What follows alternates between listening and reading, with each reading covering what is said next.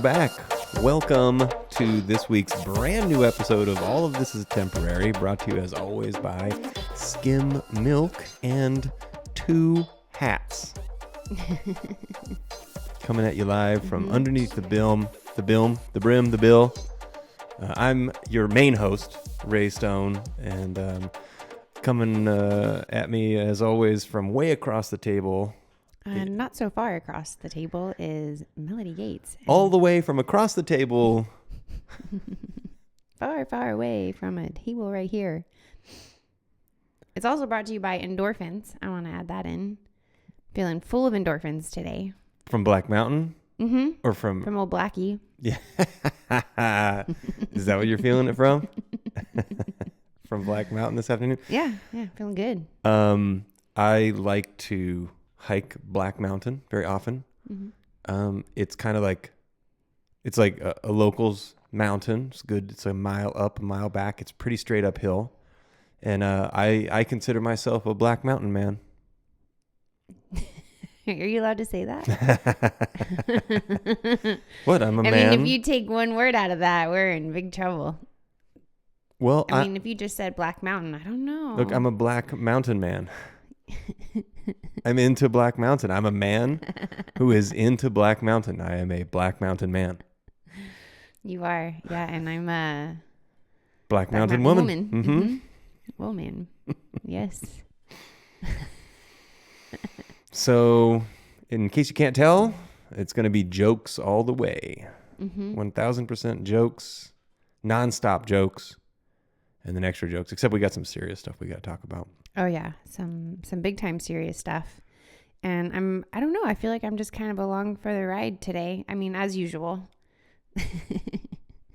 I'm excited to see what you have in store. I mean, we don't really talk about what we're going to say on the podcast ahead of time, except for maybe like one or two topics, like, oh, we're going to talk about this. Like, we'll do that. But then we just kind of surprise each other with different topics. Sometimes we don't even think about it ahead of the show. And well, I mean, I have stuff written down. So and then all of a sudden there we talk. That's true. You know? Yeah. Sometimes we talk over each other. It's just what it is.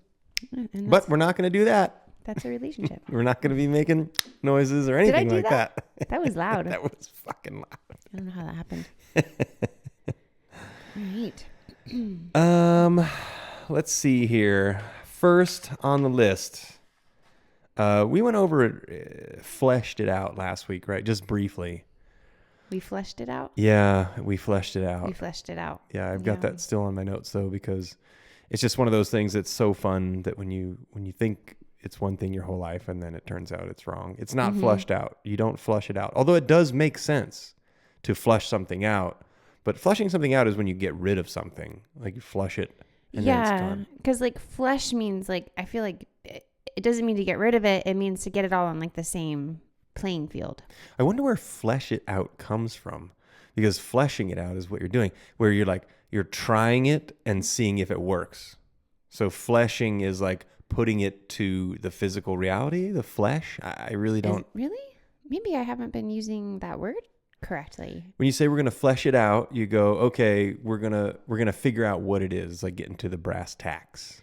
Do you think it could come from like hunting and skinning? Like you have to get the fur off to get to the skin and to get to the flesh? You know, I don't know, but we have a way to get to the bottom of it. We're going to flesh this out right now, ladies and gentlemen. Yeah. We have this computer right in front of Ray Stone. I do not use a computer. I have paper. Okay, here we go. Okay. The phrase flesh it out, and it is flesh, like fleshlight. I had a joke. Like fleshlight? What's the grossest part of a fleshlight? The flesh part, you weirdos. Fleshlight? Flashlight? Do you know what a fleshlight is? No. It's not a flashlight? It is flashlight, right? I mean, it's shaped like one. You don't know what a fleshlight is? Do you see what I have to put up with? You love it. I love it because I just get to abuse you. A fleshlight is the male version of a dildo. Okay. Does it light up? It's a pocket vagina. I know, I got that. Okay. But does it light up? Maybe. Yeah. I don't know. I've never had one. The What company is called... it's a company. Yeah. Okay. Because it's obvious, because it's made of flesh, or it's supposed to be like flesh, and it sounds like flashlight, which is something everybody knows. Okay. Well, yeah, I didn't know if it was that or... Okay. Got it. I thought it was the object, not the brand. Yeah, it's called a flesh. I got it. Okay. I knew exactly what you were talking about when I said it. Said a male's dildo, yeah. Yeah, okay, all right. Yeah. But you've never heard of a fleshlight before? Absolutely not. Wow. Mm-mm. Where would I have heard that?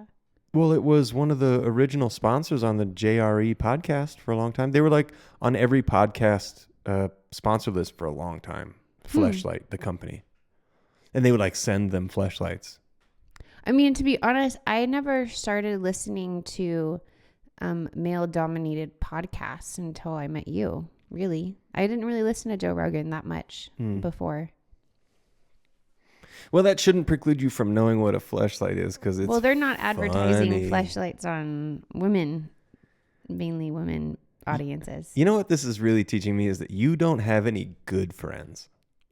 All of your friends aren't good. They don't know... They don't inform you on this cool stuff. Oh, I don't think you would like most of my friends from my past. It's just all yoga people. Yeah, fleshlight is funny. Weird. Yeah, they need to learn. Your friends need to learn. It's a good thing I'm with you. You're just going to learn so much. I know. I thank God every day that I have you to teach me how to be, a real human. Yeah. At least one who's aware of some pretty common stuff. Okay, so fleshlights. Anyway, so we're looking it up here. What did you find out? Fleshing it out originated in the mid-1600s and is a metaphor that compares adding details to something to clothing a skeleton with flesh. Once again, it's a metaphor comparing two things. One thing being adding details to something, and then clothing a skeleton with flesh. So I don't know why that makes any sense, but that's what it is. Makes no sense. But it sort of works. Okay. Yeah. So I'm glad we fleshed that out. Mm-hmm. I'm glad we added. I'm so glad we're teaching our listeners proper, about where things are coming from and the way, to actually say things. Yeah. Did we talk about the brass tacks on the last one too? Mm-mm. Do you know getting down to the brass tacks? We have talked about this before. But yeah, it sounds really familiar. We just talked about it. Yeah. A lot of people think that it has to do with a tax, like a brass tax, like a tax on brass, but it's not. It's when you upholster furniture. Once you get all the dimensions and you're putting the fabric on, they used to make all furniture using brass tacks, Tacks, not Tax. And so when they were figuring out how much everything's going to cost, once you are down, like once you've framed it and put cushions and put the material on, then you get down to the brass tacks of the situation, the final pieces. Right. Yeah. The finishing touch. Which I thought that was very, that's very a fun cool. one. Yeah. That one makes sense. That one makes sense. We should do an on this day in history too. I don't have anything, but not for this one, but yeah, we should definitely this day. Yeah. A little fun fact. Right. Yeah. See, what was going on, who did what kind of scoundrels got up to some tomfoolery. Because that's what's always going on, just scoundrelly tomfoolery. Speaking of scoundrels and tomfoolery, let's talk about Robinhood. Robin da Hood. God. I made a huge error. Hopefully it's not. Hopefully it's not a crazy huge error. But I thought I had discovered something I did discover something that if it were to work according to what I thought it should work like, it would mean you could day trade Bitcoin and make a little money over a lot of trades. And in like 50 or so trades, put aside, like actually kind of harvest out $1,000 a day for like half a day's work for if you had one Bitcoin to start with, because of how volatile. We'll get through the boring stuff real quick. It's up and it's down so much in a day that it moves hundreds of points at a time, often, but definitely inside of 15 minutes, it will cross a $50 mark over and over and over again. So I thought to myself, ooh, this might be an opportunity. One Bitcoin, if you buy it at 105 and then sell it at 105 and $50, and then buy it back at 105 and then sell it at 105 and $50, there's $100. It's $50 every time you do it twice. Now, the reason it doesn't work on most trading platforms, very boring stuff, there's a fee that is greater than that amount if you're dealing with a whole Bitcoin, because you're trading $100,000 at a time. But Robinhood advertises trade free, or a fee free trading. So no fees to buy and sell. Only fees when it comes to transferring. Then they have the gas fees, the network fees, that the other, that people that actually own the blockchain are charging for you to use their blockchain. But it's supposed to be free. So I said, oh, okay. And I've got a buddy who wants me to put this to work with his Bitcoin. So, well, I have a little bit of Bitcoin. Like I had, $2,000 worth. So a fraction of a Bitcoin. I said, well, I'll just try it with my own first and we'll see if it works. So I send it over. The transfer goes over fine. I've got a Robinhood account now. And the first thing I tried was the $50 trade. Well, I set a limit, which means I will buy at this point, I will sell at this point. And when the ticker reached that limit, it did not execute the sale. So I go, okay, well, why is that? Not enough volume, not enough buyers at that price, because they only have 11 million people and the other ones have like 125 million people. So that's a lot more people to actually buy the thing that you're trying to sell. So I realized, oh, this isn't going to work. I said, okay, that's fine. I'll just send it on back to the other place where I had it in Coinbase, which is an actual coin wallet. And this is where we run into trouble. So here's a fun little game. They play with your money. When I went to send the Bitcoin out, now I received the Bitcoin through this very same channel, sent from Coinbase to Robinhood, no problem. Coinbase didn't give me a hard time about it. They just let me send it. They said, thanks for your business. Yeah. It sure has been fun. It's your Bitcoin and you may do with it as you please. Now, when I went to send it back from Robinhood, all of a sudden, as soon as I tried to send it, my account is limited. And it's only limited in that I cannot send the cryptocurrency. Everything else is fine. If I wanted to, I could bring more in. I can receive more. I can add more money to the account if I want to. I can still buy and sell it within the account, but I cannot send it back out. So I say, well, this isn't right. I'll just get a hold of customer service. Oh my gosh. Anyone out there, if you're listening, do not use Robinhood. I do a little bit of stocks. I do a little bit of trading. I do a little bit of Bitcoin, and never use Robinhood. As soon as you try to send your Bitcoin away or cash out your money, they do whatever they can to keep it. And I feel like they can, because with Robinhood, you don't have your own wallet, right? They own the wallet. It's an ETF. Yes. Whatever that means, it means you don't actually own the coin. So they can freeze it and they can say, yeah, it's suspicious activity. Oh, you mean I suspiciously wanted to fuck out of your platform because it sucks and it's no good? And then you realize I want out. So you say, oh, I'm just going to keep your money and you can't get out. It's so ironic that they're like, oh, you have suspicious activity when you've had 3 calls with, was it 3 or 2? 3 calls with customer service, and each time they hung up on you. Well, they don't hang up. The connection was so bad. It disconnects. And then they send me an email telling me that they had a disconnection and that my account is under review and it was supposed to be freed up today. But then I log on today and now that review marker has been pushed to tomorrow. So I have already filed Better Business Bureau, and tomorrow I'll be going to the financial institutions that you complain about this kind of stuff, to the SEC and the FRNA or whatever, FINRA. But anyway, don't use Robinhood. They're thieves. It's so bad. For sure. I am kicking myself a little bit just because I know they had problems before, but I thought that was because of the big short traders that were trying to basically put GameStop to its end. And then when the trading commission got involved and said you have to have X amount on hand in order to be able to process this many trades, and they didn't have it, I thought there was a legitimate problem there. But it turns out this company is crooked. Maybe that's when the crookery started, when they were like, oh shoot, we can do this.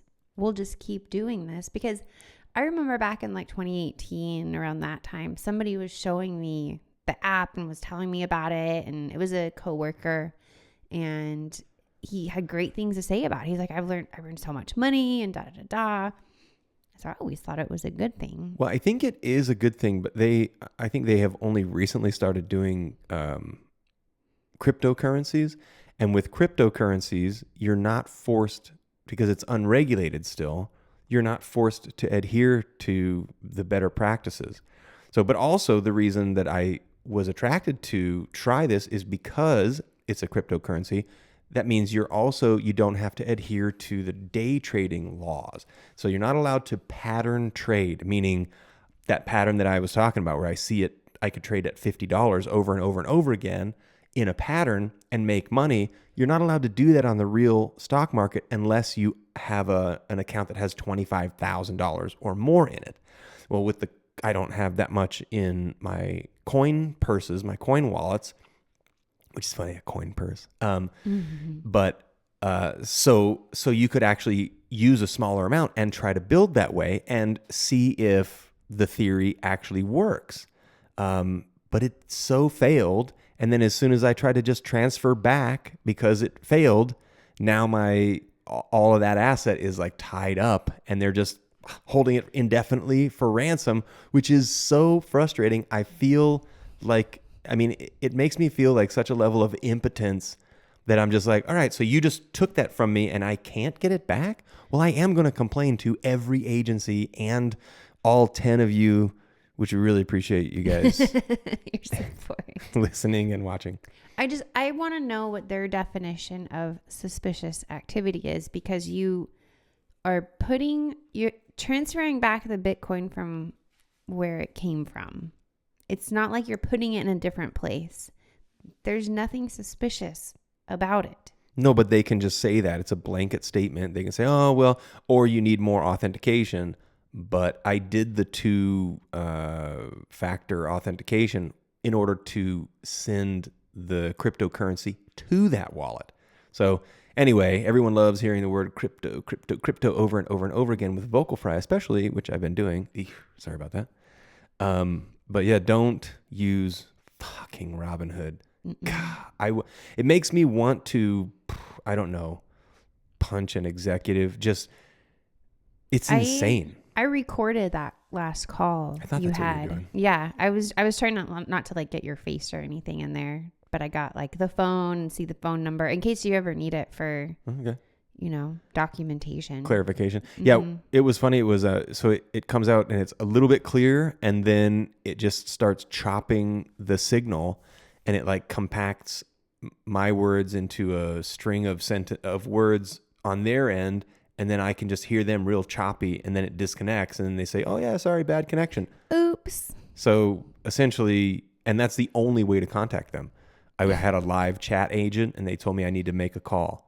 So I get in line. It says you're in line for a call back within 30 minutes. 6 hours is the average callback time. So, just have your phone on you, which is fine. Mm-hmm. But it's maddening. It is it seems very clear to me, and I'm not a super suspicious guy, but when I see the logic of things, I go, oh, I see what that is. Here's what we do. We're going to accept all their money, but then when they try to send it somewhere else, we're not going to let them. And then that's just how we do it. Now, what I could do is sell the Bitcoin and then take my money out, but they charge you $100 to transfer your money out, and they only let you transfer like $1,000 at a time or something. So to get my $3,800 out of there, all told, because I transferred $1,000 in just to see, and then I transferred my Bitcoins in, or percent of a Bitcoin in. Mm-hmm. In order to get all that back out, it will cost me like $400 to get. And all of this time and. The life of luxury. Yeah. Robinhood. Yeah.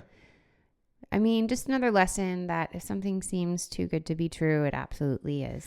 But we knew there was going to be a catch, but we did not suspect the catch to be, we're going to keep all of your money. Complete dishonesty and robbery. I wasn't expecting that. Yeah. And here's where the world really loves to give you a little twinkle in its eye, like, ha, ha, ha, just so you know, the world is watching. It's just watching you, because then, like, as I'm dealing with this, I get an email, a notification in Coinbase that they have changed their fee structure so that now it actually operates the way that I want it to. You need it to. Yeah. So now you really want to get your money back over there so you can start trading like you were anticipating. I want to try it on that site, which is a much more reputable site. Mm-hmm. And I'm like, but now I can't. So it's just like, I've had Coinbase the whole time. I've had, I think, for like 5 years or something like that, just putting a little bit of money in there, just trying it out. I don't want to be left behind in the event that the cryptocurrencies do work. So when something is good and it's like a deal and you can buy like 600 shares for $100, I do that. I'm like, oh, I'll just put $100 in a bunch of different things. You never know what's going to hit. If I had done that in Bitcoin back then, I'd have $1 million right now. But it's like, so I'm just trying not to fall way far behind. It's not enough to go crazy about, but it's just enough to be like, you sons of bitches. And then that same week, somehow the world sees fit to say, by the way, we're going to offer what you really wanted back where you were. And now you can't get there. You just needed to like do this little dance first. You can't get there. When you finally get the money back, they're going to change their fee structure back to. Oh, yeah. In no way do I think that it's going to work. I'm like, that's not going to work. Oh, my gosh. Well, I have something I want to talk about. Okay. I'm kind of on the vein of ranting, and trying to get the message out there to the world of, what to do, what not. Like, don't use Robinhood. It's not, flush it out. It's flesh it out. I think, something I've realized, there's certain etiquette in different places they're like unwritten rules, but sometimes people just don't know about the etiquette. And there are, different places, and like number one is in the gym. I complain about this a lot, like gym etiquette. I mean, if you're using a machine that's a popular machine and it's the only one in there, you better not be on your phone scrolling in between sets. You got to be efficient. You have to be. That's number one. Mm-hmm. That's one of them. Oh, but you don't work out in a gym, so you don't experience these pains. I have before. I just go up and I say, "You mind if I work in with you?" Yeah. I mean, I don't want to. You seem to be resting a lot. Can I get on that machine, sir, ma'am? Here's what happened the other day. So I was in peak time. It was around like 5:30, 6 p.m. And one of the last exercises, I need the pulley machine thing. And there are actually a lot of them in the gym that I go to. I usually don't have to wait. But this time, everybody was on all of them. There's one teenager guy, and he was standing next to one and talking to his friends. So I went over there. I said, "Hey, are you using that?" And he goes, "Oh, yeah, I'm still on it." I said, "Oh, well, how many sets do you have left?" And he's like 2. I was like, God, because I couldn't work in with him because it was in a different position. And so I was like, all right. And so I just kind of stood back and I'm like kind of looking, like trying to wait for someone to finish. And I look at him and dude is doing a circuit training on that thing. So he's like doing push-ups right next to it. And this is the other thing. Nobody likes circuit trainers in the gym. If you're a circuit trainer, you need to get your free weights and go in the corner where you belong. Circuit as in doing multiple exercises and then rotating them? Yeah, circuit training is like, doing a set of push-ups followed by a set of squats followed by a set of like, yeah. Yeah, you shouldn't be on a machine doing that. Absolutely not. But I see it all the time. One time I saw a girl buy the hip thrust machine. It's a very popular machine, the hip thrust. There's only one of them. And if you don't use the machine, it takes forever to set up your hip thrusts. And it's a big pain in the butt. So it's what everybody likes to do. But this one day, this girl, she was doing circuit training, like a full circuit training. She was on there for like 30 minutes, it seemed like. Look, bitch. Look, bitch, you got to get off of that thing. No, I feel like if you're going to do circuit training, that's where you just get the home gym. If you want to act like you're at home, get one for your home. Yeah. And if you can't, then I used to work out in the gyms before I had a machine. Mm-hmm. And I would just go, if somebody was on a machine too long, I'd just be like, hey, you mind if I work in with you on your breaks?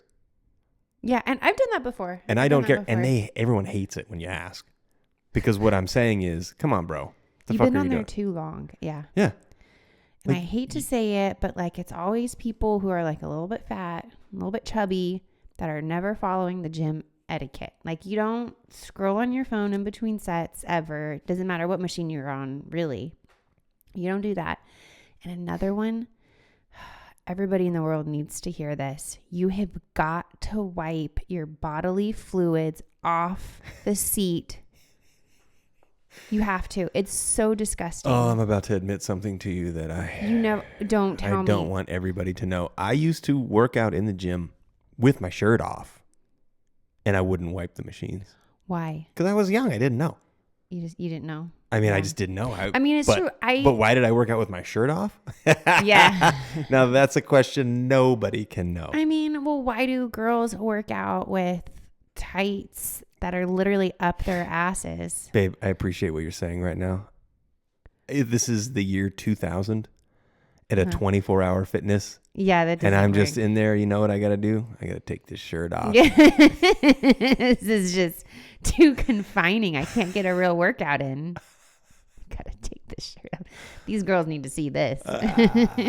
Oh, you know what? I've never told anybody that. And I'm just glad I finally got it off my chest. Well, the only reason why I know about it is because when I started weightlifting, it was in 2021, like the summer of 2021. It was right when gyms were just starting to open back up. And so they had very strict rules of wiping everything down. Oh, right. Yeah. Like very strict rules. And so, there were signs all over the gym. You got to wipe it down. But I feel like we need to have signs. What if I just made signs and put them around? Made them look like super nice and legit. Because I go to a fancy gym. I made like a nice looking sign and just put them up places. Or I could just get, put on a piece of paper, like little stick-it notes everywhere. Yeah. What?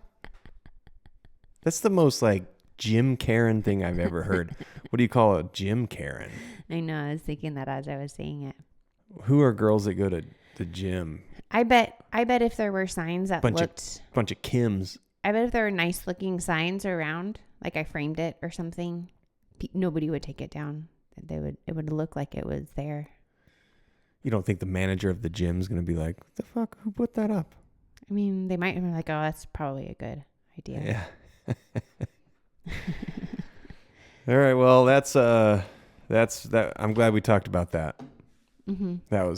Those were both really hot topics. Robinhood trading, the gym. People need to know these things about the gym. I have other places for etiquette, but we won't talk about them today. Well, we're going to add one. The uphill hikers have the right of way on the mountain, you cocksuckers. Hiking etiquette, yes. You cocksuckers.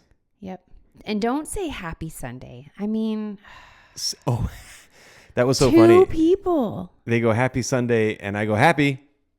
That was my response. Did you hear that? Yeah. Happy. That was the equivalent of what Elon Musk did the other day. From my heart to yours. Yeah, when he did the Hitler wave. Mm-hmm. But really, if you watch the rest of the video, he's just an autistic kid that got excited when a train went underneath the bridge that he was on. That's what I saw. He was so excited. He was so excited. His hair was flopping. He was sending his heart out to you in a very Nazi salute. But it's like anyone who actually thinks he was doing a Nazi salute is retarded. Absolutely retarded. And I don't think I've ever seen him legitimately happy as he was in that moment. Like, he's always so business and like, you know, autistic, and he was still autistic, but happy autistic. Well, I've been watching his presentations for Tesla for every single one not every single one, but oftentimes. And he gets giddy like that. Like, oh, really? Yeah, when he's excited about the product that he's about to, like when he first unveiled the Tesla supercharger network, he said, okay, they told us you couldn't build a cool electric car. We did it. What if I told you we did it? They told us it was going to be too difficult and that there's no charging infrastructure. What if I told you we planned for that? And then what if I told you we already have 5,000 of those things up and running right now, as of right now? And everybody's like, oh my God. And he's just like, and one more thing. He kind of has that, he's excited about the business. But I've never seen him like pumping his fist and, like you said, flopping his hair around and being like, yes, yes, yes, yes. So excited. He was just like, it was like watching a kid getting something. It was like watching a retarded kid get a train set for Christmas. So excited. It was because he's autistic. He's on the spectrum. He has Asperger's. Mm-hmm. Yeah. So like when you look at him and you go, oh, you know, that's what's going on there. This is very obvious. But then to listen to people say, oh, can you believe he is, and also, who's a Nazi? Does anyone think there are still Nazis? I mean, there are still Nazis. Like, I visited Prague, Czech Republic a few years ago. And there was literally a neo-Nazi rally while I was there in the square downtown with youths who believe in communism. Well, not communism, but what is it? White supremacy? Fascism. Oh, okay. Fascism. Yeah. I mean, it's hard to separate the two. But they were trying to tout the benefits of what a fascist rule looks like versus, you know, the free market trade capitalism. Well, I listened to a podcast, and sorry about that. I just made the noise. You heard it. I did. Mm-hmm. I was listening to a podcaster. He talks about like cultural and political things from probably from a neutral standpoint, and he's younger. And he made a great point. He said that all of these Karens out there, the woke people, have ruined the meaning of words. Yeah. So Nazi doesn't mean not. We don't really know what Nazi means anymore. You don't even know what a woman means anymore. They just completely ruined language altogether. That nothing has a real meaning. Were they saying that all women are Nazis? I don't. You heard it here. Women are Nazis now. Mm-hmm. I liked the Bill Burr take on that years ago. He's like, neo-Nazi. Do we have to say the neo? We know there's not a bunch of OG Nazis out there. Yeah. Like, they're all dead. Yeah, that's true. You can just drop the neo part of it. You guys. These guys. So, one thing on my... I've got a couple of gripes. Got a couple gripes on the list.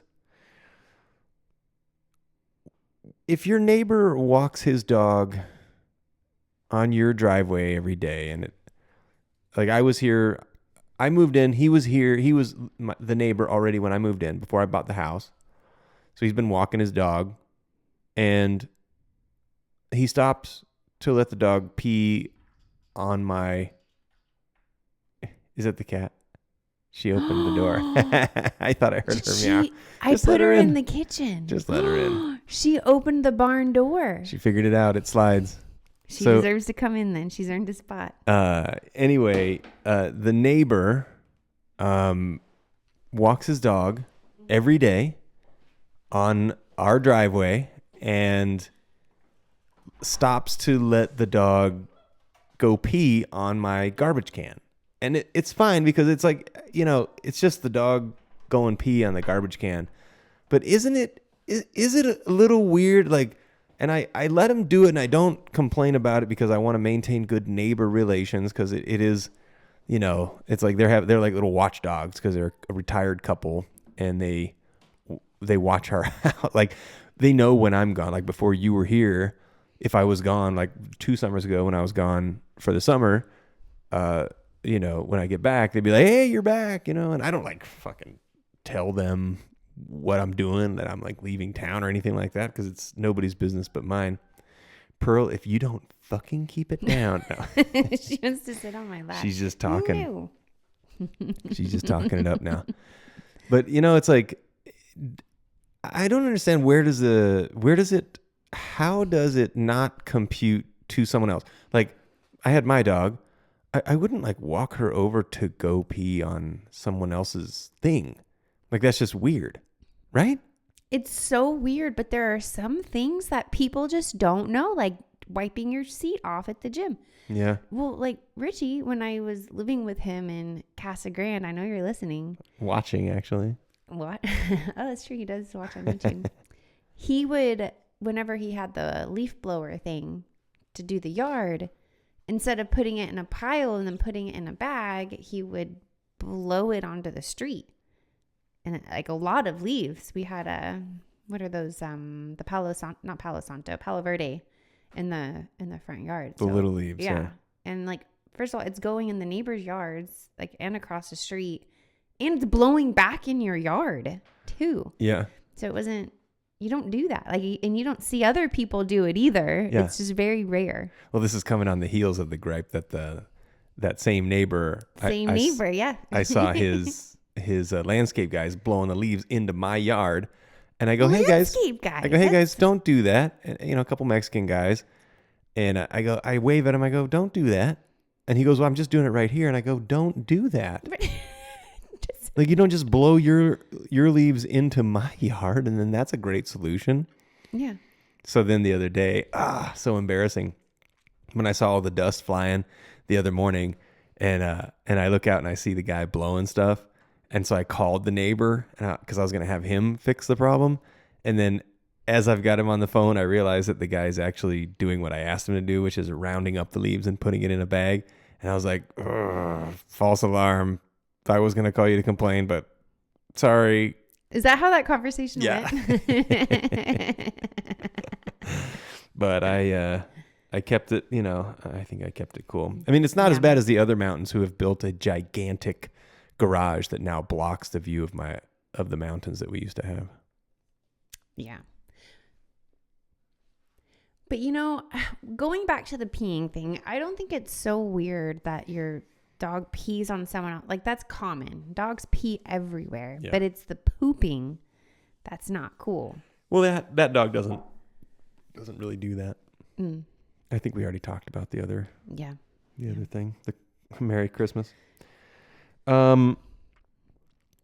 So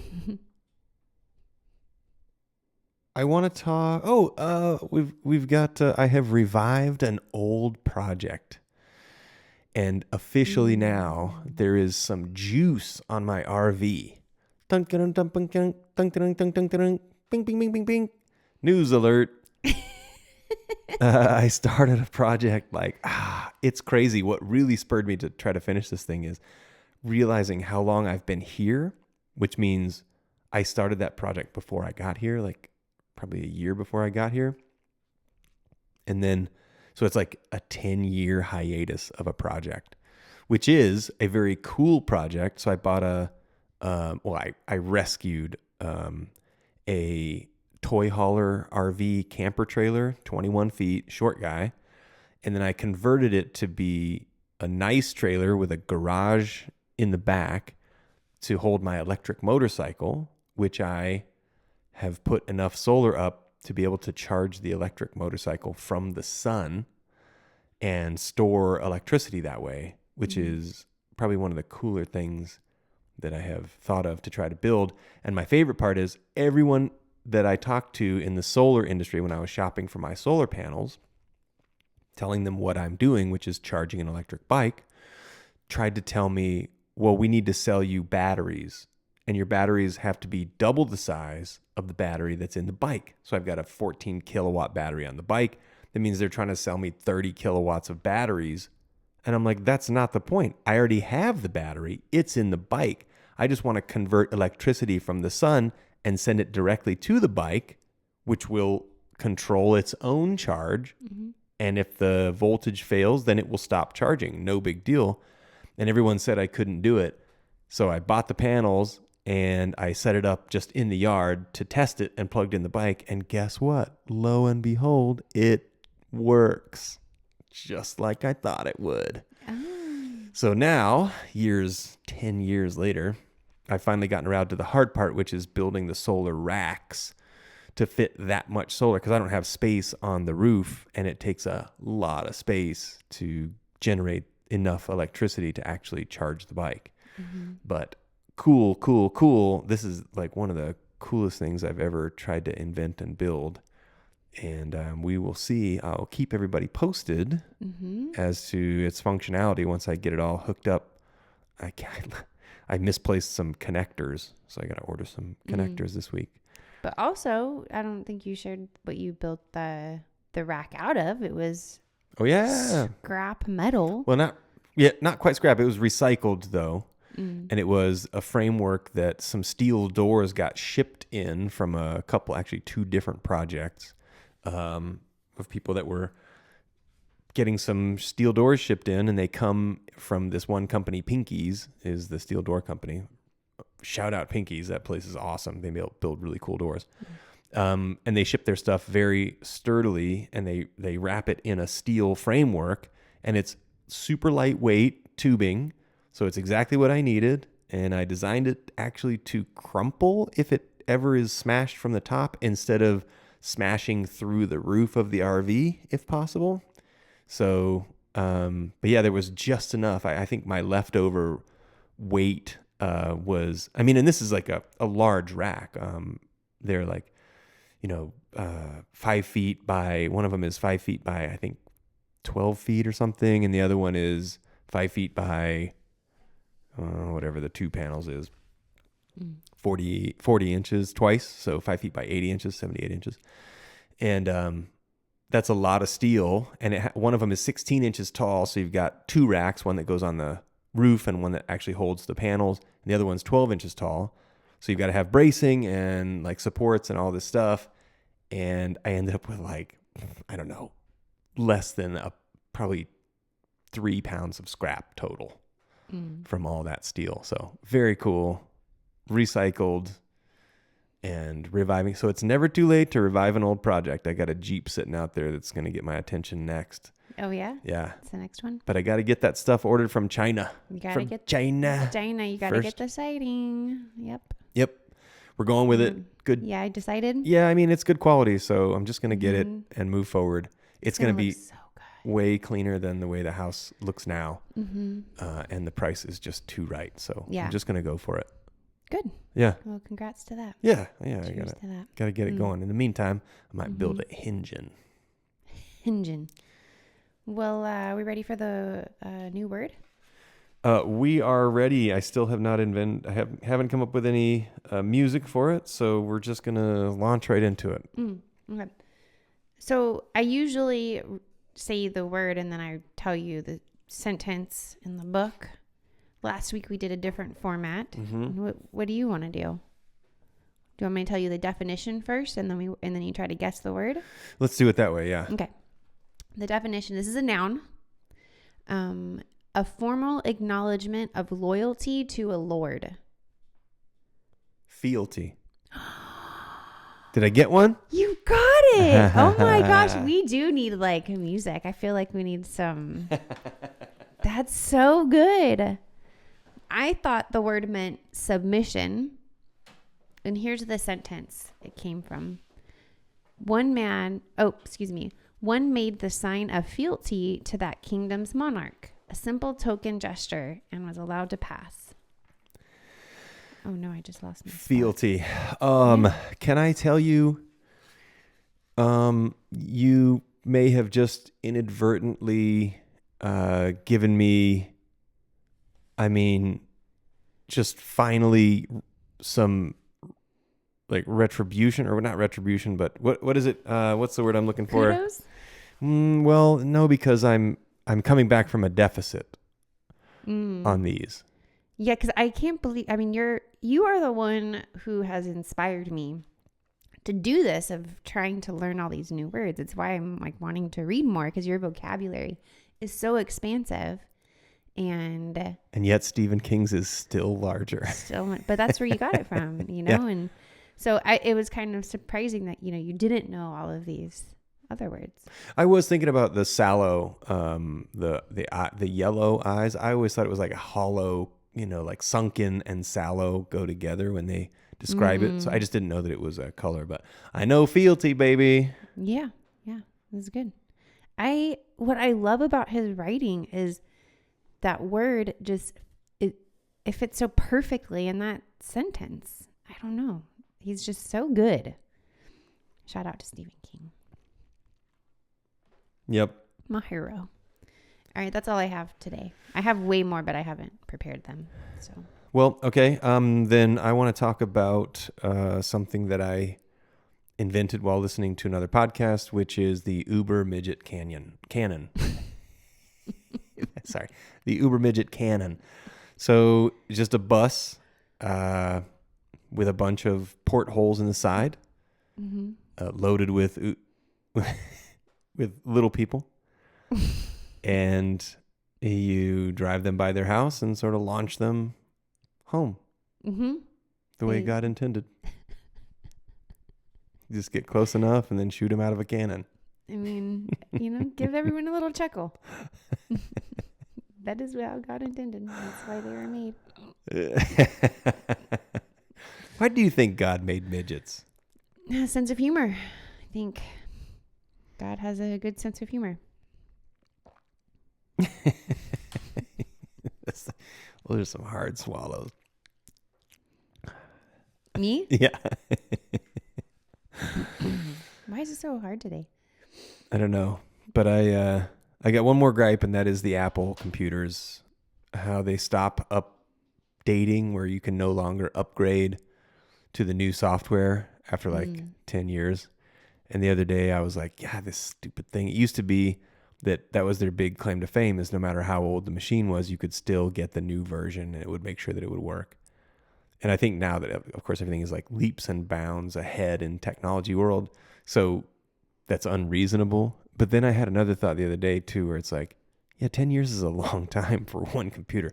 If you can't afford a computer every 10 years, you're doing it wrong. So like little twists, like, I used to feel like, those guys are being greedy, just trying to get people to buy machines. And then it's like, yeah, after 10 years, they don't work so well anymore. But it doesn't have to be that way. It would be far better if they made a product that you could use for decades, especially if you're doing software. Yeah, I feel the same way. But then I also feel like if you can't afford a computer every 10 years, you shouldn't have one. I've only bought one computer in my whole life. See? But that's because I always get one with my jobs. So I never really needed one until I went to grad school. And then I still use my work computer. Okay. Good story. Speaking of your computer, update on the job situation. She still has them all. I still have them all, folks. 5 total right now. I haven't gotten paid for the one yet, so yeah, okay. We'll see. And it's still quite unclear what I'm supposed to be doing. So I have the computer open every day. I'm there waiting for stuff to come in. I'm going to be more proactive this week. I'm just getting settled. It sounds like they don't know how to help you get settled. You keep asking what to do and they keep being like, no, what? Okay, ask someone else. So this particular company, I mean, I went through 4 rounds of interviews. Every single interview was a shit show. The very first one was 2 women, and they were confused because they thought that I had already met with somebody else, but I hadn't. They didn't know that. And so they're like, oh, we're your first interview? In the interview, I was like, okay. What's crazy is the salary is insane for them not to have stuff for you to do right away. They gave me exactly what I still feel like this might be a scam, but I've given them all my information. I'm so far in it now. Like I wonder what could be the scam. I know. They got your info. But I mean, I Googled the company too to see what past employees said about it. And it does seem like a legit company. There are gripes, same gripes that no, not the same ones. The biggest gripe is that they're micromanagers. Yeah. So far, not what I'm experiencing. Not at all. No, but I really just took the job. I wasn't even going to, actually. I was preparing over the week and had the interview with the CEO on Friday. And she, at the end of it wasn't even really an interview at that point because I'd met with everybody else already. And she was like, I really trust my team and they all recommended you. And so, blah, blah, blah, blah. And we're looking for this. And, I was rolling with the punches. And she's like, well, what salary would you expect? I threw a number out there that is much 30% higher than what I was making at my last job. And she said, okay, we'll get the offer letter out to you. Yeah, it seems like something is up. I'm wondering, like we talked about, if it's just a company that they don't really do anything, but they do have to have people on their payroll in order to get paid from the bigger company that they're actually tied to. I really think you're onto something there, because I had the same feeling when I was on the team call with the team with the client Don't say it. I'm not going to, but it's a very big company. Yeah. Everybody in the world knows this company that is the client that I'm supposed to be leading part of this team. Yeah. And there are other employees from the agency that I was hired for that are on this team that do other things. And one of them seemed to be leading the call, but he wasn't really doing anything. And so that's the first time I was like, are we even actually doing anything? Yeah, it is possible that they managed to score a contract with the big tech boys, and the big tech boys are like, yeah, we think we need this. And so as long as you show them that I'm sure there's like a partnership where they have to show you numbers, and they're like, oh, we just show them these numbers and they just keep paying us these bills, because some tech companies have so much money.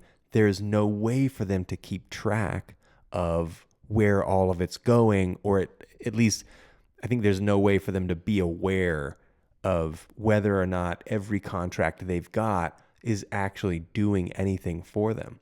Mm-hmm. So it's like, if you have landed a job that is low expectation with a high yield for return, and all you've got to do is pet it every once in a while, that's that is... Well, the stuff that they were talking about on the call too, because once we did the intros, they went into their actual meeting, and the stuff that they were talking about was very basic, fundamental marketing things. And I was just kind of shocked that they were even discussing it.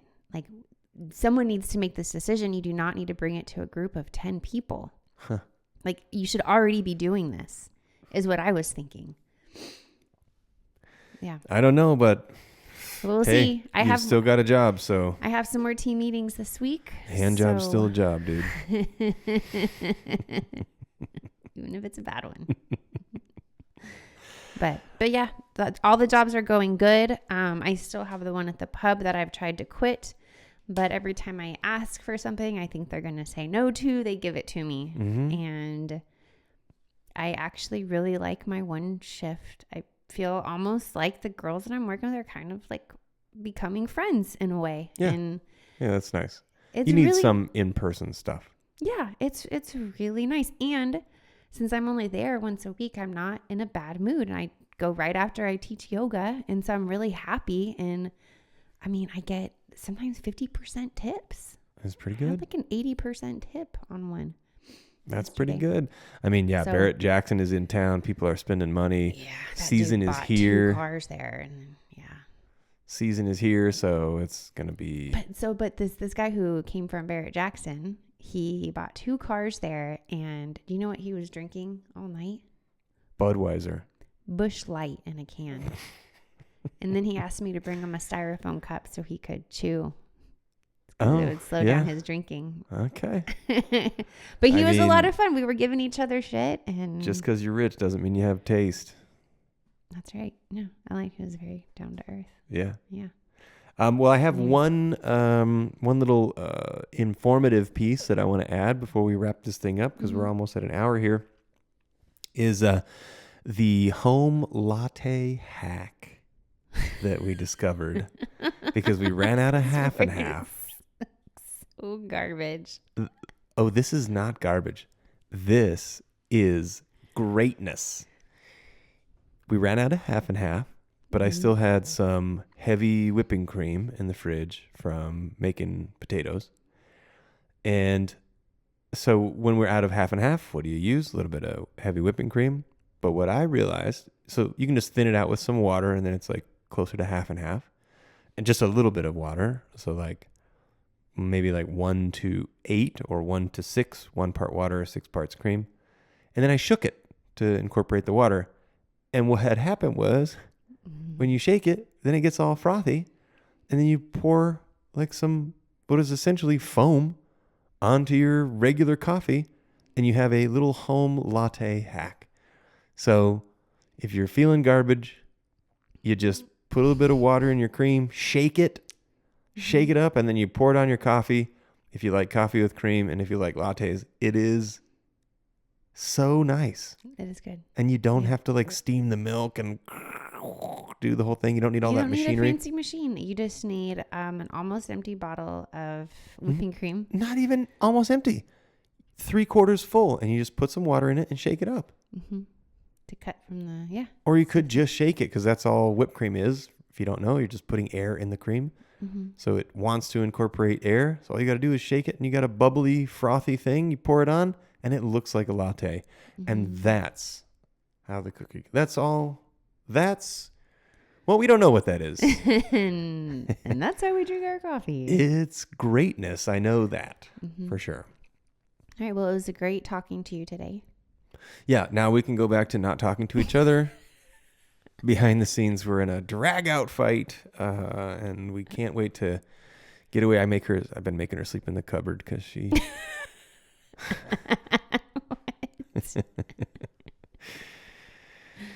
No, that's the episode for this week. Be sure to check us out on all the blue. Oh, and now featured on TikTok. Oh, yeah, I got a TikTok up. I'm trying to do some shorts. I got 16 views on my video, on my so 1 far minute. More than this podcast. On my 1 minute joke. I was thinking it was kind of funny because I was like, oh, yeah, okay. So you should be able to like post stuff on TikTok. I'm assuming that it just gets out to a lot of people because of how fast the videos are. Mm-hmm. Not even thinking like, oh yeah, you've got to work at this. And it's like, so this is kind of funny. Like I have turned my back on social media because I don't do social media. I won't look at it. It's a big time suck. All it does is compare you to other people's amazing lives, and it makes you feel like shit, and it's known to cause depression. Mm-hmm. I used to look at Facebook and started doing Instagram way back, and then like probably, it's been 7 years ago, I canceled all that stuff. Don't want to see it anymore. Don't want to be a part of it. But then of course I want to use it to my benefit and try to post like my comedy stuff. Mm-hmm. And then I'm like, how come this isn't working for me? And it's like, no, dude, you turned your back on it. Like you got to earn it back now. And they're like, well, you want to pay us for some views? You can pay us $8 and we'll give you 1,500 views real quick. We'll make sure 1,500 people see it. You give us $8. If you give us $28, you get 5,300 views. It's a better deal. You get so many views. I didn't know that they did that. That's crazy. Yeah, so they spend money to make money. So it's promoting the thing. What's the beeping? I don't know what that is either. Is it me? No, it's coming from outside. Okay, all right. Yeah. Anyway, yeah, you got to speak money to make 20s, and and I got to pee. This has just been one blunder-filled episode. I don't know what happened. I couldn't speak at all the whole time almost. My brain and the connectivity, it's just not happening. I don't know why. Yeah, maybe it's because I work for Robinhood now. Anyway, that's the podcast. Feel free to check us out. Bomb with me, anything. All of this is temporary stuff. More to come on Instagram and on TikTok and on YouTube. I'm going to try to start making some shorts and look for the adjuster shorts. We'll do one of those sooner or later whenever I feel like, wow, this week's news has been crazy. But so far it's kind of tame. The big orange man's doing what the big orange man does. Well, we got the Gulf of America coming and the American Canal, and world keeps on turning. I did not get signed up for comedy today, but soon I will. And next week we'll post a Bomb with Me clip for sure, so that we have something entertaining to go to. And that's it for the podcast this week. Okay, bye. Bye.